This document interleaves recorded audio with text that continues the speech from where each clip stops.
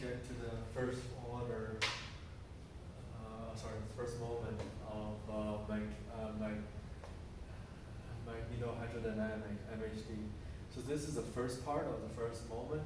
So this will be the add those two together, those two species together. The next part will be subtract those two. So there will be a different equation. This will be a conservation of momentum essentially.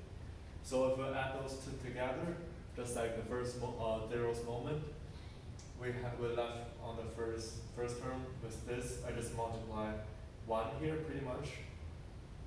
This is equal to this. So just for the notation.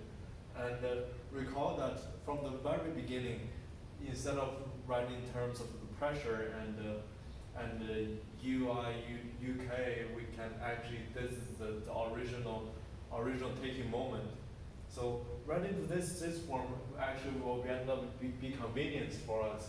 So if we write it down into this form with some two species, we can do basic plus minus same quantity, like we have the quantity set, the center of mass, velocity defined as such.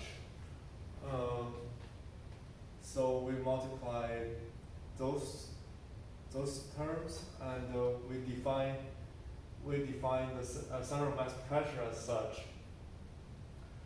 And we know that this multiplied by this multiplied by this, and then we have two cross terms.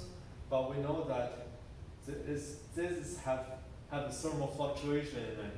So in other words, this cross term add up to 0.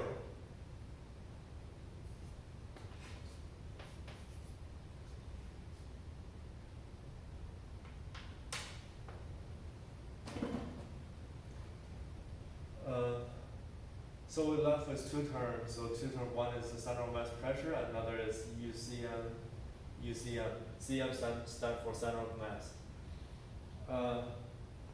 So with the notation that we have, this all add together, the charges will become the charge density rho Q, and this combined together will become the charge, the current density. So we're left, and we move some part to the right to make it resemble basically the second law of Newtonian mechanics. So this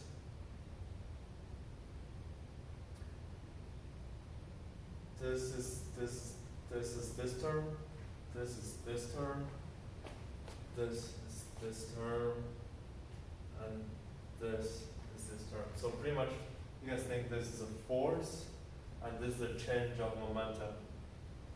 So we reduce all of them back to the second law of from the kinetic to fluid back to the essentially the hydrodynamic model, adding an extra term of electromagnetic effect.